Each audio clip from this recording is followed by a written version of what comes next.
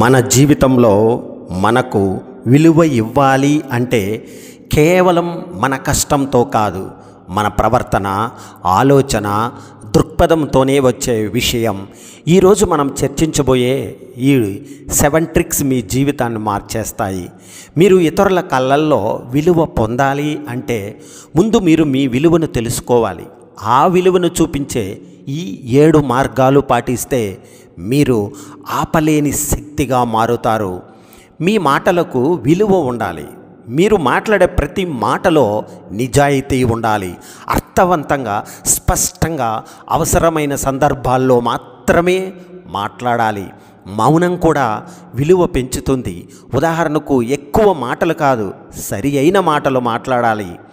మీ పనికి నిబద్ధత చూపండి.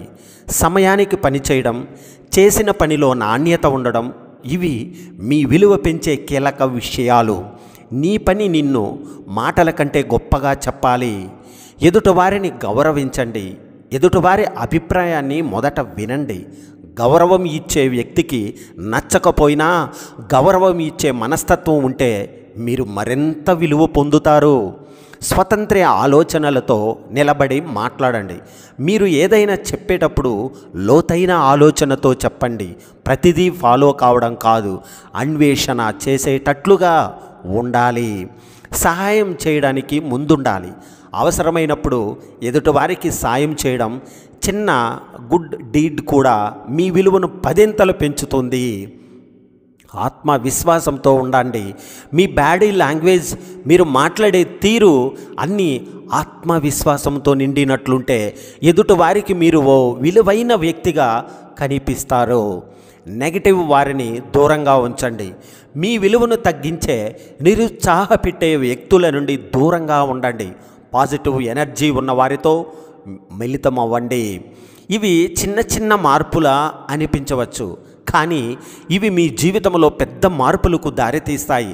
మీరు ఈ ట్రిక్స్ పాటిస్తే నేడు కాదు, కానీ రేపు మీ విలువకు అందరూ తల వంచి గౌరవిస్తారు. ఈ వీడియో మీకు నచ్చితే లైక్ చేయండి, షేర్ చేయండి. ఇంకా ఇలాంటివే మీకు కావాలంటే మా ఛానల్ని సబ్స్క్రైబ్ చేయండి. మీరు మాట్లాడే ప్రతి మాటలో నిజాయితీ ఉంటే అందరికీ మీరు అవసరమైన వాడవుతారు. పని కంటే గొప్ప ఆస్తి లేదు. పనిలో నిబద్ధత ఉన్నవారికే విలువ దక్కుతుంది. గౌరవాన్ని ఇచ్చేవాడు గౌరవించబడతాడు. మౌనంగా ఉన్నప్పుడు కూడా విలువ పెరిగేలా ప్రవర్తించండి. ఆత్మవిశ్వాసం ఉన్నవాడిని సమయం కంటే ముందు గుర్తిస్తారు.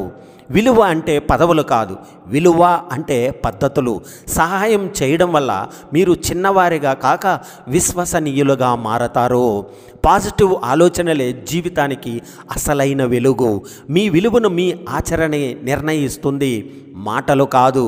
ప్రతిరోజు కొంచెం గొప్పగా ప్రవర్తించండి. ప్రపంచం మీ విలువను గుర్తించక మానదు. మీ విలువ పెరగాలంటే కొన్ని లక్షణాలను కలిగి ఉండటం ముఖ్యం. అవి నిజాయితీ, నవ్వుతూ స్పందించడం, శాంతంగా ఉండటం, మీ వ్యక్తిగత విషయాలను పంచుకోకపోవడం, ఆహ్వానం లేకపోతే వెళ్ళకపోవడం, కూర్చొని షేక్ హ్యాండ్ ఇవ్వకపోవడం మొదలైనవి. నిజాయితీగా ఉండాలి. మీ ఆలోచనలు మరియు భావాలను నిజాయితీగా వ్యక్తం చేయండి. అబద్ధాలు చెప్పడం లేదా మోసం చేయడం ద్వారా మీ విలువను తగ్గించుకోవద్దు. చిన్న చిన్న సమస్యలతో చిరాకు పడకుండా నవ్వుతూ స్పందించడం ద్వారా సానుకూల వాతావరణం కల్పిస్తారు. ఇది ఇతరులకు మంచి ముద్ర వేస్తుంది. శాంతంగా ఉండడం. శాంతంగా ఉండే వ్యక్తులు ఇతరులకు గౌరవము మరియు సానుకూలతను కలిగి ఉంటారు. మీ వ్యక్తిగత విషయాలు పంచుకోకపోవడమే ముఖ్యం. మీ ఆర్థిక విషయాలు కానీ, ఆరోగ్య సమస్యలు వంటివి వ్యక్తిగతమైనవి. వాటిని అందరితో పంచుకోవడం ద్వారా మీ విశ్వసనీయత దెబ్బతినే అవకాశం ఉంటుంది. ఆహ్వానం లేకుండా వెళ్ళకపోవడం మంచిది. ఏదైనా కార్యక్రమానికి ఆహ్వానం లేకుండా వెళ్ళటం మంచిది కాదు. కూర్చొని షేక్ హ్యాండ్ ఇవ్వకపోవడం. ఇతరులు కలిసినప్పుడు కూర్చొని షేక్ హ్యాండ్ ఇవ్వడం అహంకారానికి సంకేతం కదా. ఎవరైనా ఇంటికి వెళ్ళినప్పుడు వారు అందించిన ఆహారంపై అభినందనల మాటలు చెప్పడం మంచిదే. మీ వంట బాగా ఉంది, చాలా రుచిగా ఉంది అనే పదాలు మనం అహంకారంతో లేని వ్యక్తిగా కనిపించేలా చేస్తాయి. ఇలా చెప్పడం వల్ల వారు మన పట్ల గౌరవం కలిగి ఉంటారు. ఆర్థికంగా ఎదగాలంటే ఖర్చుపై నియంత్రణ ఉండాలి. అవసరం కోసం మాత్రమే ఖర్చు చేయడం, మిగిలిన దానిని పొదుపుగా ఉంచుకోవడం వల్ల భవిష్యత్తులో ఇతరులపై ఆధారపడవలసిన అవసరం ఉండదు. ఇది మన స్వాతంత్ర్యాన్ని, విలువను సమాజంలో పెంచుతుంది. ఎవరైనా మాట్లాడుతుంటే వారిని పూర్తిగా వినడం ద్వారా వారిపై మన ఆసక్తిని చూపినట్లవుతుంది. మధ్యలో మొబైల్ చూస్తూ ఉండటం, కన్నెత్తి చూడకపోవడం వంటివి నిర్లక్ష్యంగా భావించబడతాయి. ఐ కాంటాక్ట్ చేయడం, హోందాగా స్పందించడం వల్ల మనపై నమ్మకం పెరుగుతుంది. పనిలో ఓడిపోయినప్పుడు నెగటివ్గా స్పందించడం, ఇతరులపై దోషం వేయడం మంచిది కాదు. దాని బదులు నేనే తప్పు చేశాను అని అంగీకరించడం ద్వారా మనలో నిజాయితీ ఉన్న వ్యక్తిగా ఎదుగుతాం. ఇది మన విలువను మరింత పెంచుతుంది. చిన్న చిన్న సమస్యలతో చిరాకు పడకుండా నవ్వుతూ స్పందించడం వల్ల మన చుట్టూ ఉన్నవారికి సానుకూలత ఏర్పడుతుంది. శాంతంగా ఉండే వ్యక్తులను సమాజం ఎక్కువగా ఆదరిస్తుంది. మనం ఇతరులపై పెట్టే మంచి ముద్రగా మారుతుంది. మీ ఆర్థిక విషయాలు, ఆరోగ్య సమస్యలు వంటి విషయాలను అందరితో పంచుకోవడం మంచిది కాదు. ఇవి వ్యక్తిగతమైనవి కాబట్టి అవి బయటకు వెళితే మీ విశ్వసనీయత దెబ్బతినే అవకాశం ఉంటుంది. ప్రతి విషయం షేర్ చేయడం మంచిది కాదు. బయటకు వెళ్ళేటప్పుడు సింపుల్గా, సందర్భానికి తగినట్టుగా దుస్తులు ధరించాలి. మన దుస్తులు చూసేవారు మన గురించి తొలి అభిప్రాయాన్ని ఏర్పరచుకుంటారు. ఇక శుభ్రంగా, సరిగ్గా ఉన్న దుస్తులను మనపై మంచి ముద్రను కలిగిస్తాయి. ఈ అలవాట్లను క్రమంగా జీవన విధానంలోకి తీసుకొచ్చినప్పుడు మన వ్యక్తిత్వానికి విలువ అనేది పెరుగుతుంది. ఇతరుల గౌరవాన్ని సంపాదించడం అంటే మన ప్రవర్తన ద్వారా నమ్మకాన్ని పెంపొందించుకోవడమే కదా. ఇవి పాటించడం వల్ల మీ స్థానం సమాజంలో మరింత మెరుగవుతుంది. మనిషికి దేవుడిచ్చిన వరం కళ. ఎన్నో ఆవిష్కరణలకు ప్రేరణ అది. ఆ నూతన ఆవిష్కరణలే ఎప్పటికప్పుడు కొత్త ప్రపంచాన్ని సృష్టిస్తున్నాయి. షాజహాన్ కళ తాజ్మహల్, లారీ పేజ్ సెల్టిబ్రిన్ల కళ గూగుల్, నేడు అన్నింటా తానై కనిపిస్తున్న ఆర్టిఫిషియల్ ఇంటెలిజెన్స్ ఎందరో మేధావుల కళలకు ప్రతిరూపం. ఈ పదాన్ని అధికారికంగా ఉపయోగించి ఈ రంగానికి పునాది వేసిన వారిలో ప్రముఖుడు జాన్ మెకార్థీ.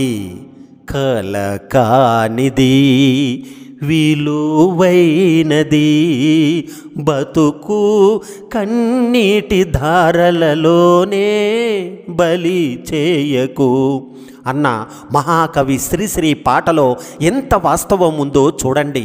కళ కలగానే మిగిలిపోతే దానికి విలువ లేదు.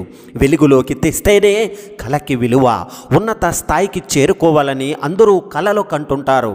కానీ కొందరే విజేతలు అవుతారు. ఆచరణలో పెట్టని అద్భుత ఆలోచన కన్నా కార్యాచరణ దాల్చే చిన్న కళ మిన్న. కలగనటం ప్రాథమిక దశ. దానికి కార్యరూపం ఇవ్వాలంటే ఎన్నో ఒడిదుడుకులు ఎదుర్కోవాలి. నేటి మన ప్రగతి అంతా ఎందరో కలల కన్నా కాలహరణం చేయకుండా కష్ట నష్టాలను ఎదుర్కొంటూ వాటిని సాకారం చేసుకున్న ప్రతిఫలమే. పక్షికి ఎగరడానికి రెక్కలు కావాలి, వాటికి ఈకలుండాలి. ఎంత పెద్ద రెక్కలుంటే అంత బాగా ఎగరవచ్చు. కళలు అంతే అనుకుంటాం. ఆస్ట్రిచ్ అనే పక్షికి పెద్ద రెక్కలుంటాయి, అయినా అది పైకి ఎగరలేదు. కానీ చిన్న గబ్బిలానికి రెక్కలున్నా అసలు ఈకలుండవు, అయినా పైకి ఎగురుతుంది.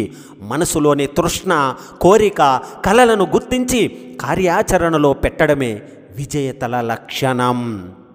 కళల సాకారానికి అనుకూల పరిస్థితులను మనమే సృష్టించుకోవాలి. ఎందుకంటే ఎవరి కళల సాంద్రత వారికే తెలుస్తుంది. వాటిని అర్థం చేసుకుని అపజయాలను ఎదుర్కొని అమలుపరిచే వారినే విజయం వరిస్తుంది. అవరోధాలకు, సమస్యలకు భయపడే వ్యక్తులు పరిస్థితులను, ఎదుట వారినో తప్పుపడుతూ చేయదలుచుకున్న పనిని వాయిదా వేస్తుంటారు. వాయిదా అపజయానికి తొలిమెట్టు, సోమరితనం మలిమెట్టు. ఈ రెండు తోడైతే కళలు కరిగిపోతాయి. క్రియేటివిటీ లేదని వాల్ట్ డిస్నీని ఒక న్యూస్ పేపర్ ఉద్యోగం నుంచి తీసేసింది. డిస్నీ థీమ్ పార్క్ ఏర్పాటుకు రుణం ఇవ్వమంటే బ్యాంకులు 300 సార్లు తిరస్కరించాయట. అక్కడితో ఆయన ప్రయత్నం ఆపేసి ఉంటే ఇప్పుడు ఇప్పుడు డిస్నీ ల్యాండ్ ఉండేదే కాదు. ట్రాఫిక్ ఓ డేటా అనే కంపెనీ పెట్టి అనుభవం సంపాదించాకే బిల్ గేట్స్ మైక్రోసాఫ్ట్ని స్థాపించి విజయానికి కొత్త భాష్యం చెప్పారు. కలల్ని కార్యాచరణలో పెట్టిన వెంటనే విజయం వచ్చి ఒళ్ళో వాలిపోతుందని ఆశించకూడదు. గొప్ప విజయాలు సాధించిన చాలామంది మొదట ఎంతో కొంత అపజయాన్ని ఎదుర్కొన్న వాళ్ళే. నిద్ర పట్టకుండా చేసేవే నిజమైన కలలు అన్నారు అబ్దుల్ కలాం. కలను వరంగా భావించాలి, కానీ కల్లోలం సృష్టించే కలవరంగా కాదని గ్రహించాలి. తలపెట్టిన కార్యాన్ని దైవ సమానంగా భావించి నిజాయితీగా నిర్వర్తించడమే కర్తవ్య పరాయణత. లోకంలో ప్రతి ఒక్కరికి చేయాల్సిన పనులు ఎన్నో ఉంటాయి. వ్యక్తిగా తల్లిదండ్రులు, తోబుట్టువులు, భాగస్వామి, కన్న బిడ్డల పట్ల కొన్ని బాధ్యతలు వహించాల్సి ఉంటుంది. సమాజంలో బాధ్యత గల పౌరుడిగా మరో రకం కర్తవ్యాలను నిర్వహించాల్సి ఉంటుంది.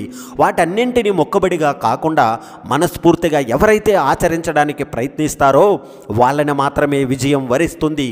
కర్తవ్య పాలనలో తమకు ఎదురయ్యే కష్టాలను, విమర్శలను పట్టించుకోకుండా స్థితప్రజ్ఞతతో దూసుకుపోయే వాళ్లకు దైవ సహాయం తప్పక లభిస్తుంది. కర్తవ్య పరాయణత వ్యక్తుల అభివృద్ధికి, సమాజ భవితకు అవసరమైన కీలక శక్తి. ధర్మానికి హాని చేయకుండా త్రికరణ శుద్ధిగా కర్తవ్యాన్ని పాటించే వాళ్ళంతా తప్పక ఉన్నత స్థానానికి ఎదుగుతారు. వారితో పాటు సమాజము పురోగతి చెందుతుంది. కర్తవ్య పరాయణతకు నిలువెత్తు ఉదాహరణ రామకథ. తన వెంట అడవులకు వచ్చిన బాలరాముణ్ణి కర్తవ్యం దైవమాహ్నికం అని మేల్కొలుపుతాడు విశ్వామిత్రుడు. అంతే శ్రద్ధగా గురువాజ్ఞ పాటిస్తాడు రాముడు. 14 ఏళ్ల వనవాసం చేసిన శ్రీరాముడిది పితృవాక్కు పాలనతో కూడిన కర్తవ్య పరాయణత. సీతను కనిపెట్టి లంకా దహనం చేసి సంజీవిని మూలికల కోసం ఏకంగా పర్వతాన్ని పెకిలించి తీసుకువచ్చిన హనుమంతుడిది స్వామి భక్తి. అంకిత భావాలతో కూడిన కర్తవ్య పరాయణత. తండ్రి శంతనుడికి ఇచ్చిన మాట కోసం ఆజన్మాంతం బ్రహ్మచార్యం పాటించి చేసిన ప్రతిజ్ఞకు కట్టుబడిన భీష్ముడిది కుటుంబ శ్రేయస్సు, రాజ్యక్షేమం కోరిన కర్తవ్య పరాయణత. పుట్టింది మొదలు గండాలను ఎదుర్కొంటూ జీవితమంతా శత్రు బాధలు భరించాడు యదునందనుడు. కురుక్షేత్రములో పాండవుల విజయం కోరుతూ నెపం అర్జునుడి మీద నెట్టి లోకానికి గీతోపదేశం చేసిన శ్రీకృష్ణుడిది ధర్మరక్షణతో కూడిన కర్తవ్య పరాయణత. శంబారాసుడితో జరిగిన యుద్ధంలో గాయపడి మూర్ఛపోయిన దశరథుణ్ణి రక్షించుకుంటూ రథ సారథ్యం చేయడమే కాకుండా రథ చక్రం మేకు జారిపోతే వేలు అడ్డుపెట్టి భర్తను కాపాడిన కైకేయిది విజయ కాంక్షతో కూడిన కర్తవ్య పరాయణత. ఆ విజయం దశరథుడిని లోకం చెప్పుకున్నా వెనుకుండి నడిపించినది ఘనత కైకేయిది. విభీషణుడు, భరతుడు విపరీత పరిస్థితుల్లో కూడా మానసిక సంతులనాన్ని నిలుపుకున్నారు. అందువల్ల వారికి అనంతమైన శ్రేయస్సు దక్కింది. ధర్మాన్ని రక్షించడానికి కర్తవ్య పాలన చేసినందుకు గాను పక్షి జటాయువు కూడా సాక్షాత్తు ఆ దైవం ద్వారానే ఘన సన్మానాన్ని పొందగలిగింది. కర్మణ్యే వాధికారస్తే మా ఫలేసు కదాచన అన్నది గీతాకారుడి ఉపదేశం. ఫలితం భగవంతుడి మీద వదిలేసి పనిలో నిమగ్నమైతే ఉత్తమ ఫలితాలు వాటంతటవే సిద్ధిస్తాయి. దక్షిణాఫ్రికాలోని పల్లెటూరులో అక్కడ జీవన విధానంపై పరిశోధన చేసేందుకు వచ్చిన విదేశీ సామాజికవేత్త ఒకరు ఆట విడుపుగా స్థానిక తెగల పిల్లలతో గడుపుతున్నారు. వారి కోసం మిఠాయిలు తెప్పించారు. ఒక మిఠాయి బుట్టను తీసుకెళ్ళి దూరంగా చెట్టు కింద పెట్టి కొంత దూరంలో పిల్లలందరినీ ఒక వరుసలో నిలబెట్టారు. తాను చెప్పగానే వేగంగా పరిగెత్తి వెళ్ళి మొదటగా ఎవరైతే బుట్టను తాగుతారో వారికే అందులోని మిఠాయిలన్నీ చెందుతాయని చెప్పారు. అతను పరిగెత్తండి అని సంకేతం ఇవ్వగానే పిల్లలంతా ఒకరి చేతులు ఒకరు పట్టుకుని అందరూ కలిసి ఒకేసారి బుట్ట దగ్గరికి చేరుకుని మిఠాయిలను సమంగా పంచుకున్నారు. ఆశ్చర్యపోయిన సామాజికవేత్త పోటీలో గెలిచి ఒక్కరే అన్నీ తీసుకునే అవకాశం ఉన్నప్పుడు ఎందుకు ఇలా చేశారు అని ప్రశ్నించారు. ఓ పిల్లవాడు ముందుకొచ్చి మిగిలిన వారంతా బాధపడుతుంటే ఒకళ్ళమే సంతోషంగా ఎలా ఉండగలం అని సమాధానమిచ్చాడు. మిఠాయి బుట్ట కథగా ప్రసిద్ధి చెందిన దీన్ని ఆఫ్రికా గిరిజన తెగల జీవన శైలిలో లోతుగా పాతుకుపోయిన ఉబంటు ఫిలాసఫీని వివరించడానికి చెబుతుంటారు. ఉబంటు జీవన విధానమే మూలం. నేనున్నానంటూ కారణం మనం ఉండటమే. ఐఆమ్ బికాస్ వీఆర్ అనే భావన ఈ పదానికి సహానుభూతి, మానవత్వం. సమాజంలో ఉన్న సంబంధం అనే అర్థాలు ఉన్నాయి. ఒక వ్యక్తి ఉనికి, విలువ ఇతరులతో అతనికున్న సంబంధాల ద్వారా నిర్వచించడం ఉబంటులోని మూల సూత్రం. వ్యక్తి గుర్తింపు సమాజంతో ముడిపడి ఉంటుందని ఆఫ్రికా ప్రజలు విశ్వసిస్తారు. వారంతా తమని తాము సమూహంలో భాగంగా చూసుకుంటారు.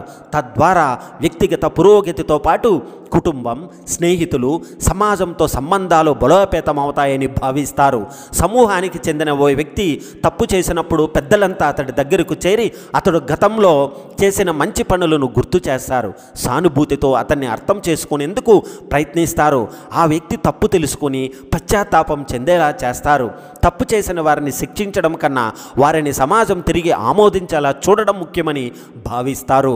తప్పు చేసిన వారు సిగ్గుపడేలా చేయడం కన్నా అంతా వారి వెంట ఉన్నామనే భరోసా కలిగిస్తే వారిలో మార్పు వస్తుందని భావిస్తారు.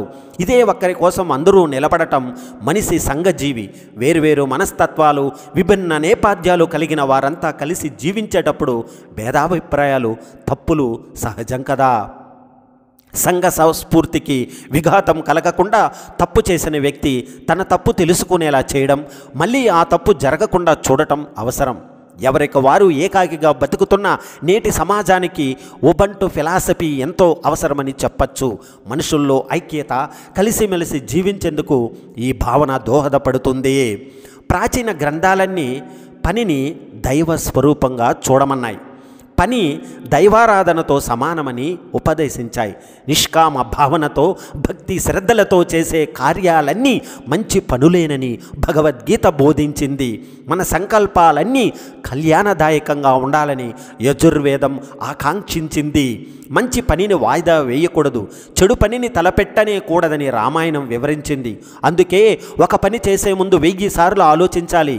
పని మొదలు పెట్టాక 1000 అడ్డంకులు వచ్చినా దాన్ని నెరవేర్చాలి శ్రద్ధ శక్తులతో. కర్తవ్యాన్ని నిర్వర్తించడమే నిజమైన ఈశ్వరారాధన అంటారు స్వామి వివేకానంద. అందుకే ప్రతి వృత్తి పవిత్రమైనదిగా భావించాలి. లోకహితం కోసం చేసే పనులకు దైవమే మనిషి రూపంలో వచ్చి సహాయం చేస్తాడని పెద్దలు చెబుతారు.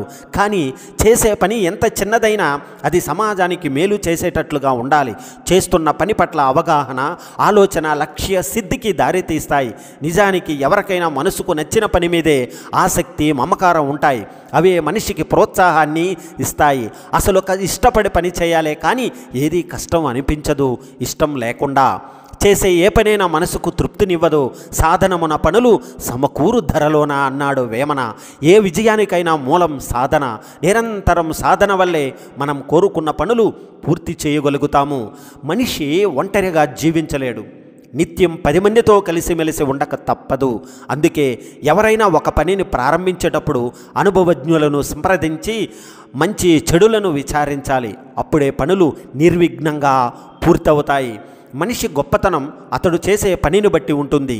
ఎంత ఉన్నతుడైనా పని చేయకపోతే అతడికి విలువ ఉండదని భారతం చెబుతుంది. అందుకే ఒక పనిని సంకల్పించినప్పుడు దాన్ని పూర్తి చేసే వరకు విశ్రమించకూడదు. ఎవరు విమర్శించినా, ఎన్ని రకాల అవాంతరాలు ఎదురైనా సమయస్ఫూర్తితో వాటిని అధిగమించి శ్రద్ధతో పనిని పూర్తి చేయాలి. అప్పుడు అది తప్పక విజయవంతమవుతుంది. ఈ సృష్టిలో ప్రతి జీవి ఏదో ఒక పని చేస్తూ ఉంటుంది. అలాగే మనిషి కూడా నిరంతరం ఏదో ఒక పనిలో నిమగ్నమై ఉండాలి.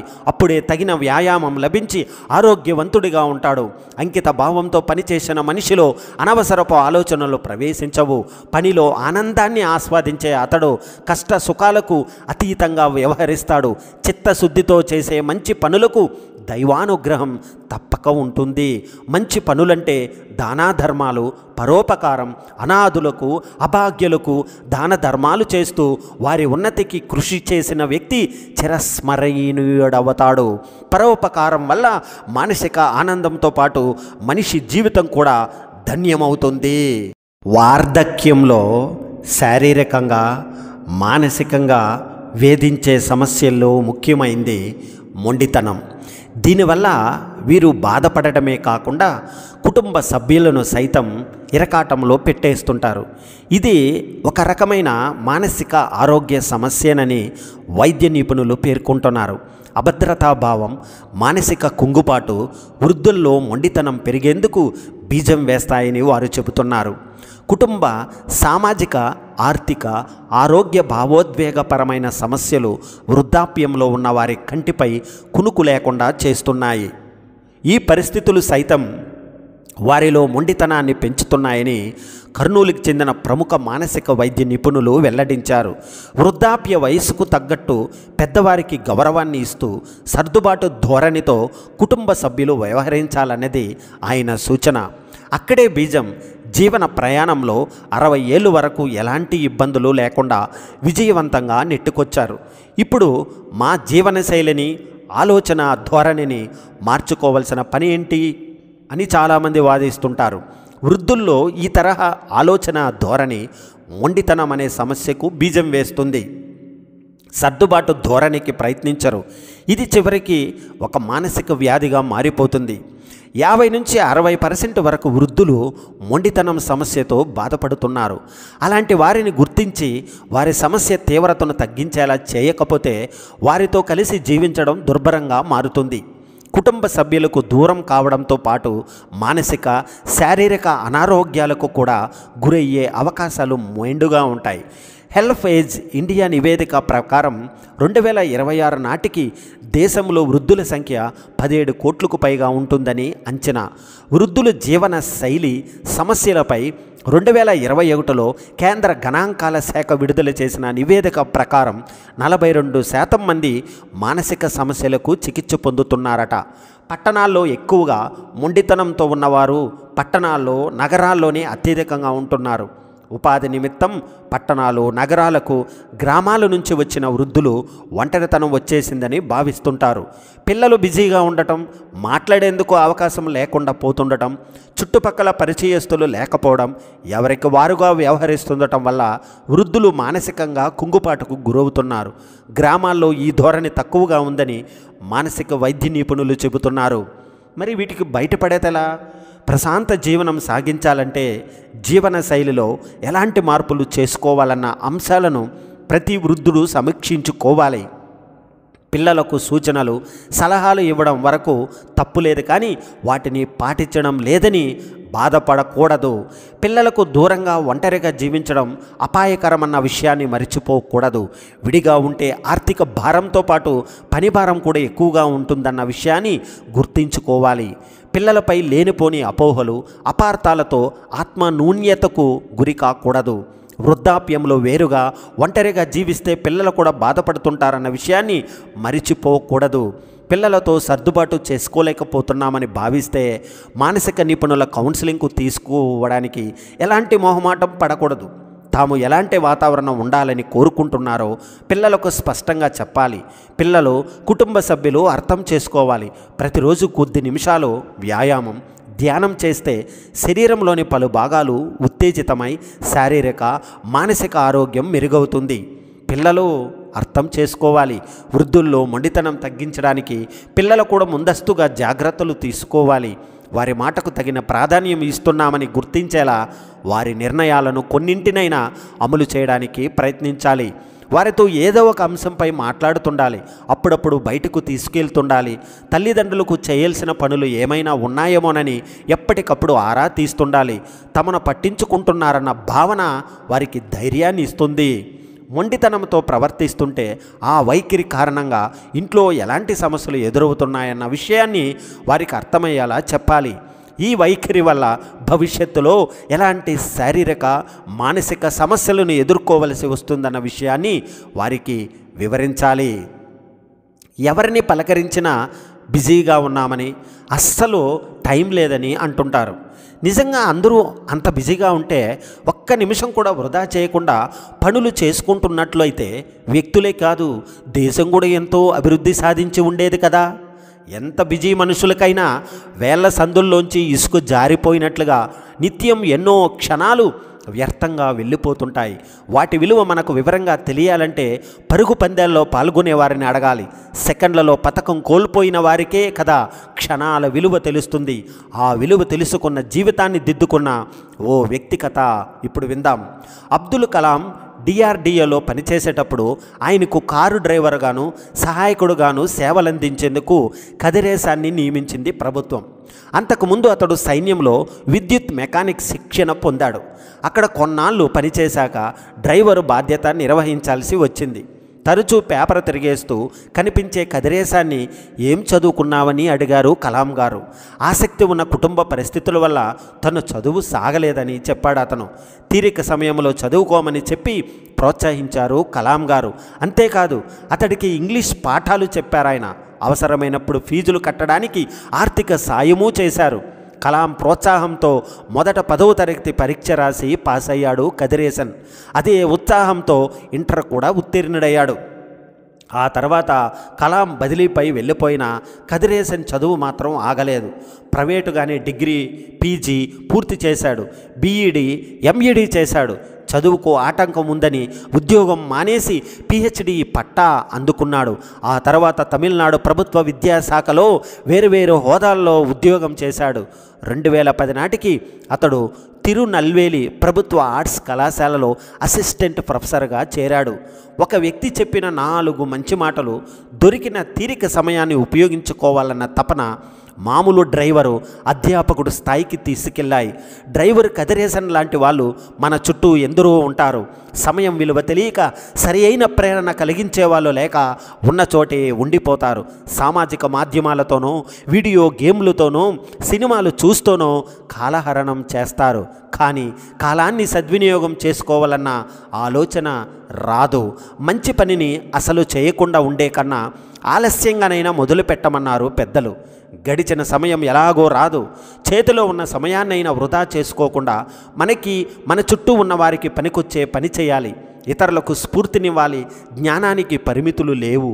ఏదో ఒక కొత్త విషయం నేర్చుకుంటూనే ఉండవచ్చు. నైపుణ్యాలు పెంచుకోవడం వల్ల మెరుగైన ఉపాధికి దారి వేసుకోవచ్చు. ప్రశ్నించే తత్వమే మానవ అభివృద్ధికి శక్తివంతమైన పునాది అయిందన్నది అందరికీ తెలిసిన సత్యమే.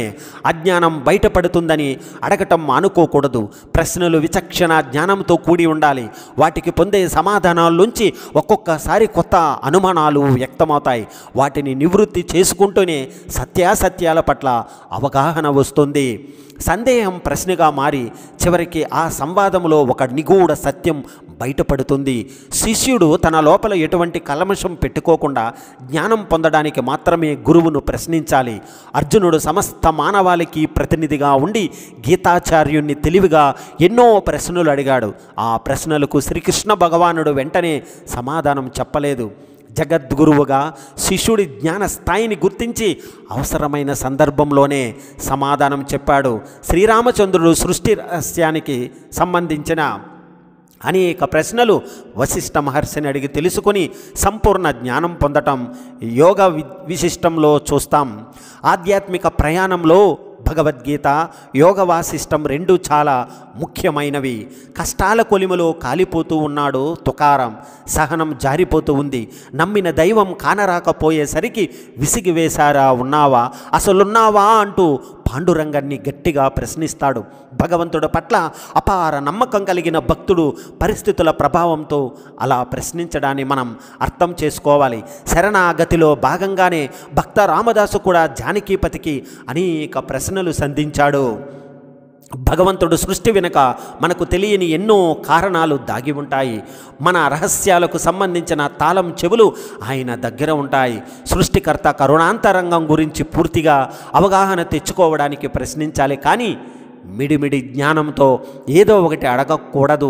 మనిషి మది నిండా అనేక ప్రశ్నలు, ఎన్నో ప్రశ్నలకు జవాబులు దొరకవు. అటువంటి సందర్భాల్లో ఒక మహానుభావుడు చెప్పినట్లుగా బదులు కోసం వెతకడం మానుకుని బతకాలి. అదే న్యాయం అనుకోవాలి. నేనెవరు అనే ప్రశ్నను లోతుగా వేసుకుని విచారించడంలోనే రమణ మహర్షి వేదాంతం అంతా ఉంది. సమాధానం కోసం వెతికే ముందు ప్రశ్నను అన్ని పక్కల నుంచి క్షుణ్ణంగా అధ్యయనం చేయాలి. మనిషిని మనిషిగా ప్రేమించే విషయంలోనూ, తప్పు చేసిన వారిని క్షమించే విషయంలోనూ ప్రశ్నలకు చోటు ఉండకూడదు. అక్కడ మన నుంచి మంచి స్పందనే ముఖ్యం. ప్రశ్నకు సంబంధించిన గుర్తు నువ్వు చూస్తే ఒక విషయం అవగాహనకు వస్తూ ఉంటుంది. ఆ గుర్తు కింద ఒక చుక్క ఉంటుంది. అంటే సకల ప్రశ్నలు భగవంతుడిలో లీనమైపోతే ఇంకా అడగటం పొందడం అంటూ ఏదీ ఉండదనే సంకేతం. బహుశా దానిలో దాగి ఉన్న రహస్యం కాబోలు. ఏ పనిలోనైనా మన నైపుణ్యాన్ని పెంపొందించుకోవడానికి సాధన అవసరం. పదే పదే సాధన చేస్తే ఆ పనిలో తప్పులు దొరలకుండా జాగ్రత్త పడగలం. గురువులు కూడా నిరంతరం తపస్సులా సాధన చేస్తారు. ఒక్కరోజు సాధన చేయకపోయినా సాధకుడికి ఆ లోపం తెలిసిపోతుంది. 2 రోజులు సాధన చేయకపోతే పోటీదారులకు తెలిసిపోతుంది. 3 రోజులు సాధన మానుకుంటే ప్రేక్షకులు కూడా గ్రహించగలరనే పెద్దల మాట. అది సాధన యొక్క గొప్పదనం. కృషి ఉంటే మనసులు నిజంగానే ఋషులవుతారు. నిరంతర సాధన చేసి యోధులకే విజయద్వారం స్వాగతం పలుకుతుంది. సామాన్యులకు సైతం అసామాన్యులుగా తీర్చిదిద్దగల శక్తి సాధనకు ఉంది. దీనికి ప్రణాళిక, క్రమశిక్షణ, లక్ష్యంపై గురి ఇవన్నీ సహకరిస్తాయి. తప్పులను సరిచేసుకోగలడమే కాదు, చేస్తున్న పని మీద ఏకాగ్రత సాధించడానికి సాధన తోడ్పడుతుంది. సాధనకు పూనుకున్నప్పుడు ఎన్నో అవరోధాలు ఎదురవుతాయి. దిగేలాగా ప్రయత్నాలు నొప్పిస్తూ నిరుత్సాహం కలిగించే మాటలు వినిపిస్తాయి. సాధకుడు వాటిని వినిపించుకోకూడదు. ప్రోత్సాహాన్నిచ్చే మంచి మాటలనే అతడు వినాలి. ఎవరికి వారే దర్పణ ధాన్యం అంటే అద్దం ముందు నిలబడి తమను తాము అభినందించుకోవాలి. దానివల్ల శక్తి, ఉత్సాహం జనిస్తాయి. ఏ స్థాయి పోటీల్లో అయినా, ఏ రంగంలో పోటీల్లో అయినా అనునిత్యం సాధనే విజయానికి బాట వేస్తుంది. అర్జునుడు ఓ రాత్రిపూట భోజనం చేస్తుండగా దీపం కొండెక్కింది. అయినా అతడు యథావిధిగా భోజనం ముగించాడు. వెలుతురు లేని లోటు అతనికి తెలియలేదు. ఆ సంఘటన అతడిలో రాత్రివేళ మాత్రం తాను నేర్చుకునే విద్యల్లో సాధన ఎందుకు చేయకూడదన్న ఆలోచన కలిగించింది. దాన్ని ఆచరణలో పెట్టి ఎన్నో విద్యలలో రాటుదేలాడు అర్జునుడు. ఏ విద్య అయినా నాకు దాసోహమనే అహంతో ఉన్న కర్ణుడు శాపగ్రస్తుడయ్యాడు. తొందరపాటుతనం, అహంతో పాటు సాధనలేమి అభిమన్యుడు అకాల మరణానికి కారణమయ్యాయి. మనస, వాచ, కర్మణ త్రికరణ శుద్ధితో సాధన చేయాలి. శరీరాన్ని వ్యాయామం ద్వారా కష్టపెట్టాలి. అదే సాధకులకు విజయానికి చేరువ చేస్తుంది. ఎప్పుడు చెడు మాటలు కూడదు. సాయంత్రం వేళ అసలే వద్దు. పైన తదాస్తు దేవతలు తిరుగుతుంటారు. వారు తదాస్తు అంటే ఆ మాటలు నిజమవుతాయని పెద్దలు చెబుతారు. ఇంతకీ తదాస్తు దేవతలంటే ఎవరు? వాళ్ళు తదాస్తు అంటే ఆ మాటలు నిజమవుతాయా? పురాణ కథలను అనుసరించి సూర్య భగవానుడు నుంచి వచ్చే వేడిని భరించలేని ఆయన భార్య సంజ్ఞాదేవి కొంత దూరం వెళ్ళాలనుకుంది. అలా గుర్రం రూపం ధరించి కురుదేశం వెళ్ళింది. భార్య దూరం అవడం భరించలేని సూర్యుడు తాను కూడా అశ్వరూపాన్ని ధరించి వెళ్ళాడు. అలా వెళ్ళినప్పుడు వారిద్దరి కలయిక వల్ల అశ్వనీ దేవతలు ఉద్భవించారు. వీరిని తదాస్తు దేవతలని, వైద్య దేవతలని పిలుస్తారు. వీరు ఎప్పుడు వేదమంత్రాలు జపిస్తూ ఉంటారు. యాగాలు, యజ్ఞాలు జరిగే చోట ఎక్కువగా సంచరిస్తూ ఉంటారు. ముఖ్యంగా సంధ్యా సమయంలో ఎంతో వేగంగా ప్రయాణిస్తుంటారు. అలా వెళ్తున్నప్పుడు తదాస్తు తదాస్తు అనుకుంటూ వెళ్తారు. వారలా పలికే సమయంలో మన నోటి నుంచి మంచి లేదా చెడు ఏ మాటలు వస్తే అవి తప్పక నెరవేరతాయి. అందుకే సాయంత్రం వేళలో చెడు మాటలు మాట్లాడకూడదు. మంచి మాటలే ప్రస్తావించాలి. అందరికీ అంతా శుభమే చేకూరాలని కోరుకోవాలి. సంధ్యా సమయంలో కోపంగా ఉండకూడదు. ఎవరితోనూ ఘర్షణ పడకూడదు.